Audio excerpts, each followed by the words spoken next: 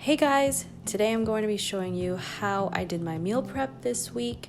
I get a lot of questions about this and I decided since I was already meal prepping that I would film it for you guys. So this week I kept it really simple, and for me, for my lunches, I really don't get that complicated. I don't go crazy. So I kept it really simple.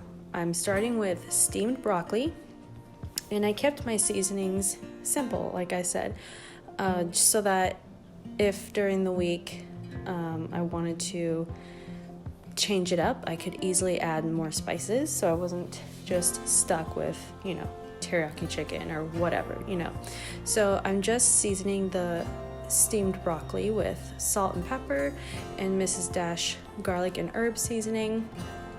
You can do whatever steamed vegetables you want. You can roast your vegetables. You can saute them with a little oil, olive oil, avocado oil, some good quality oil, whatever. But I'm trying to be really good about my nutrition, so I am steaming it this week. And I'm getting out the Instant Pot because I cooked some chicken in the Instant Pot, and then I baked some chicken. So when I cook frozen chicken in the Instant Pot, I always add a cup of water. You always want to do that. You can do water, you can do chicken stock. The good thing about using water is it creates chicken broth. So I went ahead and saved the liquid after the chicken was done cooking. Now this is thinly sliced chicken breast that I got from Costco, and I washed my hands after touching the chicken. These are thinly sliced breasts, so I only put 3 in there. This was only for my lunches, and if there was a little extra, that's fine. I just saved it, but I put 3 of them in there just for reference, and I just seasoned it with salt and pepper, and then I'm getting out some garlic and onion powder. Super simple, like I said. And today I had one of my prepped lunches and I added a little chili powder and avocado to give it a little Mexican flair. So that's what I'm talking about when I'm keeping the base seasonings simple so that I can change it up during the week. I'm just showing you what it looks like. Putting the lid on and then making sure the vent is sealed. And then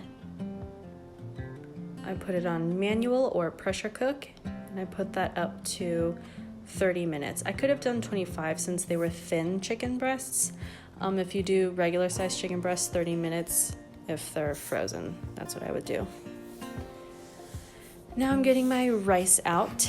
Lately, I haven't fully switched to all brown rice, and I do have kids, so I want to keep the rice edible for them, or if that makes any sense. So usually I will put kind of half and half white rice and brown rice. Lately I have switched to mostly brown rice and a little bit of white rice just to keep it soft. And then I put a good amount of water in there since it is brown rice. Brown rice I feel like needs more liquid than white rice does. So that's about how much. And most of the time I'll actually measure it with my finger. If the water goes up to my knuckle, that's my rule of thumb, so to speak. With brown rice, I'll put a little bit extra. So I'm just getting the rice started. I leave the lid off. I put it on high. When it starts boiling, I'll put it down to a simmer. So if you have a number dial, I put it down to like 3 or 2. And I cook it for about 15 to 20 minutes, just kind of eyeball it. And then these dividers I absolutely love. I got them from Sur La Table. I will link them down below for you guys, but I love it because it keeps things separated. And I always fail at trying to make separators with my aluminum foil. So these help a lot. Like I said, I baked some chicken. I only did 1 chicken breast. Like I said, this was only for me. And I sprayed it with a little avocado oil.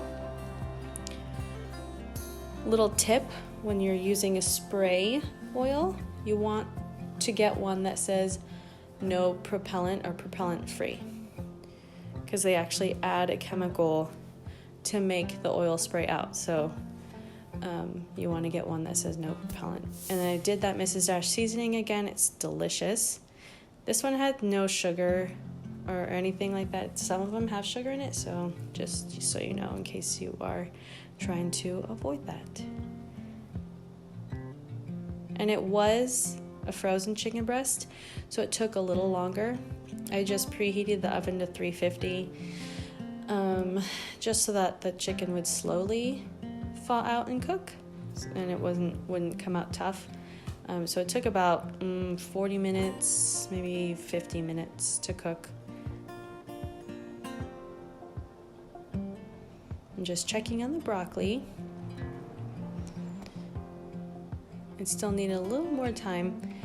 Sometimes, or most of the time, I will slightly undercook the steamed vegetables because I'm going to reheat it anyway, and it's going to cook in that process. Here I'm just chopping up some onions and bell peppers to bake in the oven with my chicken breast, and I'm speeding it up because you just do that however you want to do that.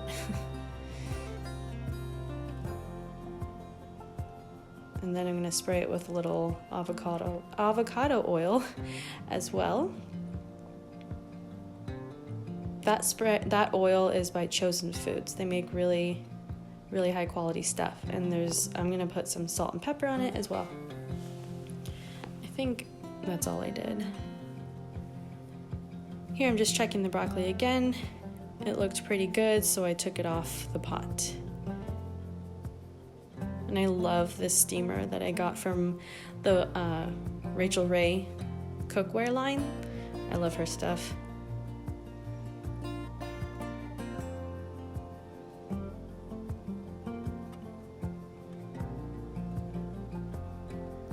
Here I'm just showing you the nutrition plan that I'm following. It comes along with the workout program that I'm doing. This has a ton of stuff and resources on it, recipes, over 70 workout programs with nutrition guides. So that's what I'm using for reference as far as portions.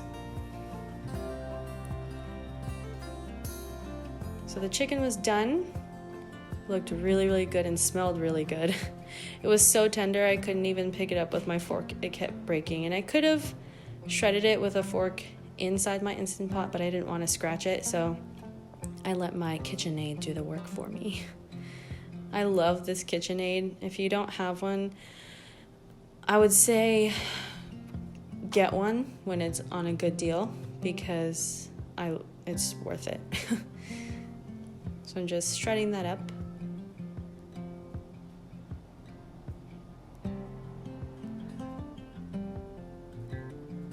I'm checking the temperature of my chicken breast.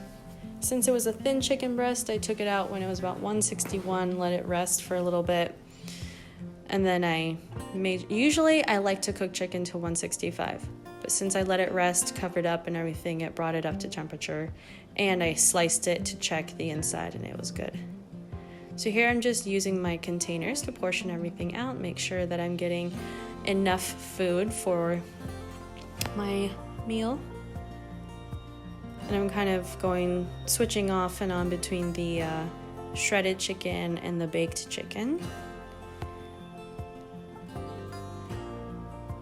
And then I did the same thing with my vegetables. I did broccoli and then the bell peppers and onions the next, and so on and so forth. This honestly did not take, I was not standing in the kitchen for hours on end. Since things were, like, I could leave the Instant Pot alone, I didn't have to do anything there except turn it on, put the stuff in. The oven was doing its own thing. I only had to monitor the steamed vegetables and rice, which is not that hard. So this is totally doable, you guys, and so simple. And you can add whatever seasonings you want to make it how you want. You can prepare your own sauces and dressings and things like that. And that's the finished product. That is it. Meal prep is done. So I'm going to show you usually what I eat in a day. So up here I have, this is just for visual aid, but I usually have 2 eggs in the morning. If you follow me on Instagram, you'll see that. I scramble it with some spinach, salt and pepper. I usually have a slice of Dave's Killer Bread with some smashed avocado. And I top it with a little bit of everything but the bagel seasoning. That is so delicious. I'll usually have a piece of fruit. I'll have about 2 servings of fruit every day if I need. If I'm hungry later, I'll have another one. And then for lunches, you can see here, I kept it pretty basic with chicken for my protein. I have shredded chicken that I did in the Instant Pot, baked chicken. I kept the seasonings really simple so that I could change up the flavors if I want to. So the shredded chicken just has salt, pepper, garlic, and onion powder, and then the baked chicken I did salt and pepper, and then this Mrs. Dash seasoning. The ingredients on that is super clean. So, and then my veggies and carbs, and you saw how I measured that out. If you want access to the nutrition guide that I'm using, fill out my health and fitness interest form down below, and I can give you more details on what I'm doing. Tips on condiments, if you need any. Like for me, I could eat this warmed up plain like how it is, but just try to keep it super simple and clean. Read the ingredients list, stay away from preservatives. If you can read the ingredients and you know what they are, that's a good first step. So this is not too bad. If you needed any, just to give you an idea of like what flavors you could add to all your lunches. Mustard's a good one. Try to get one with no natural flavor. So seasonings are a free food. Usually they don't have anything in them, but again, read the ingredients list because sometimes they add preservatives. And then dinners, I usually make fresh, and if you follow me on Instagram, I'm going to link my Instagram down below. You'll see the dinners that I make occasionally. And I'm going to put a link down below for my list of dinners that I plan for the next 7 days, as well as breakfast and lunch ideas. Also, I'm going to link down below the containers that I'm using, as well as the dividers, the silicone baking dividers that I use that you saw in the video. I'll link that down below. And if you want, and on my online health and fitness group, I'm going to put the interest form down below, and you'll get access to more of this. You'll get access to the nutrition guide that I'm using. If you're interested, fill that out down below as well. Hit that thumbs up button if you enjoyed this video. Hit that subscribe button, share. I would love your guys' feedback if you liked it. I'll see you guys in my next video. Bye.